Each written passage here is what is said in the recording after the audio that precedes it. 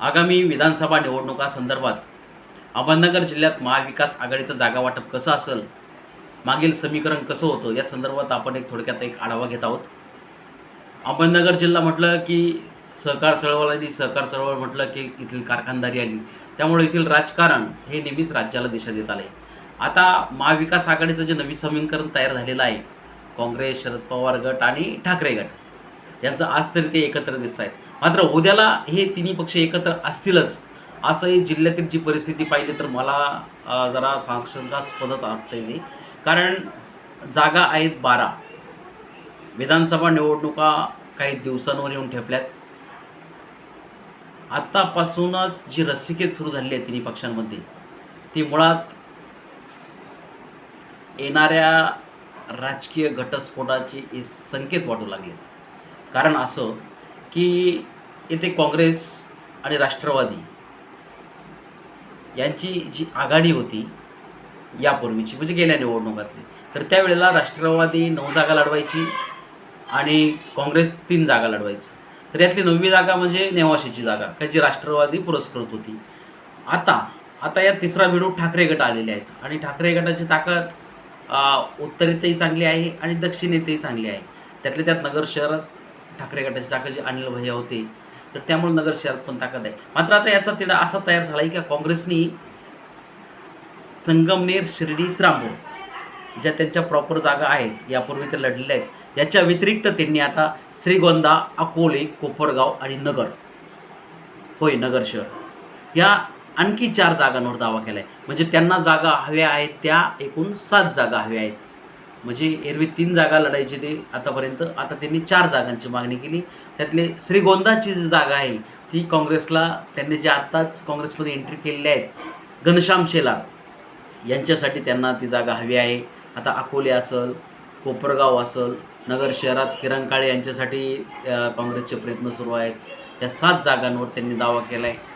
शरद पवार गट जो जागा वाटपाच्या समीकरणामध्ये ज्याचा आमदार आहे, ज्याच्याकडं ती जागा आहे, ती जागा त्यांच्याकडे असणारच आहे. हे जर समीकरण जर घेतलं तर शरद पवार गटांकडं अकोले, कोपरगाव, राहुरी, त्यानंतर कर्जत जामखेड, पारनेर आणि नगर शहर. जे नगर शहर म्हणजे आता संग्राम जगताप आहेत, पारनेरला निलेश लंके आहेत, कर्जत जामखेडला रोहित पवार आहेत, राहुरीला प्राजक्त तनपुरे आहेत, कोपरगावला आशुतोष काळे आहेत आणि अकोलेला लामटे आहेत. आज जरी लामटे, आशुतोष काळे, संग्राम जगताप वेगळ्या पक्षात असले तरी त्या जागेवर शरद पवार गटाने दावा आपला ठोकलेला आहे. म्हणजे त्यांचं असंच म्हणणं आहे की जरी आमदार गेले तरी आमचे कार्यकर्ते जागेवर आहेत, त्यामुळे त्या जागा आमच्या आहेत. तर मग असं ठरलं तर अकोले, कोपरगाव, राहुरी, कर्जत जामखेड, संगमनेर, पारनेर आणि नगर शहर या 6 जागा शरद पवार घेणारच. त्यानंतर जी नेवाशीची पुरस्कृत जागा दिली ती त्यांच्या वाटेची, तर शरद पवार गटाने आता जी काँग्रेसच्या ताब्यात आहे शिर्डी, जे त्या ठिकाणी पालकमंत्री राधाकृष्ण विखे पाटील यांचा बालेकिल्ला समजला जातो, त्या जागेवर आता दावा ठोकला आहे. तर शरद पवार गटांचं असं म्हणणं आहे की काँग्रेस सातत्याने शिर्डी हरले, यावेळेला आमच्याकडं चांगले उमेदवार आहेत, त्यामुळं शिर्डीची जागा आता शरद पवार गटाला मिळावी अशी आग्रही मागणी त्यांनी पक्ष पक्षश्रेष्ठींसमोर त्यांनी मांडलेली आहे.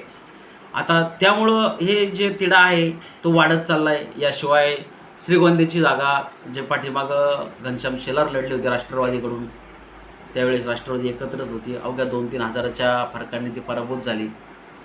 त्या जागेवरही शरद पवार गटाने दावा ठोकलेला आहे.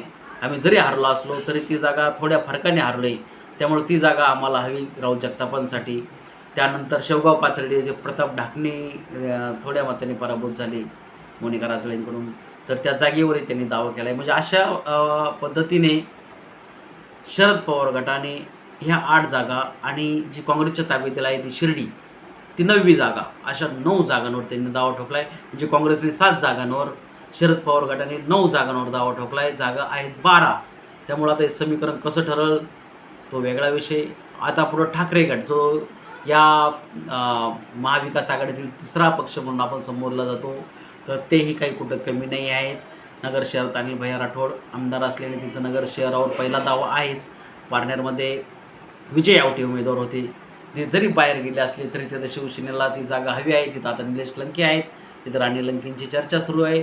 ती जागा शिवसेनेला मिळेलच असं तर काय शक्यता कमी आहे. म्हणजे ती धुसफूस ती असणार, तिथं कॅन्डिडेट नसला तरी धुसफूस मात्र ती असणार आहे. याच्या व्यतिरिक्त कोपरगाव, राहुरी, अकोले, संगमनेर, नेवासा आणि शिर्डी या 9 जागांवर देखील शिवसेनेने दावा ठोकला आहे.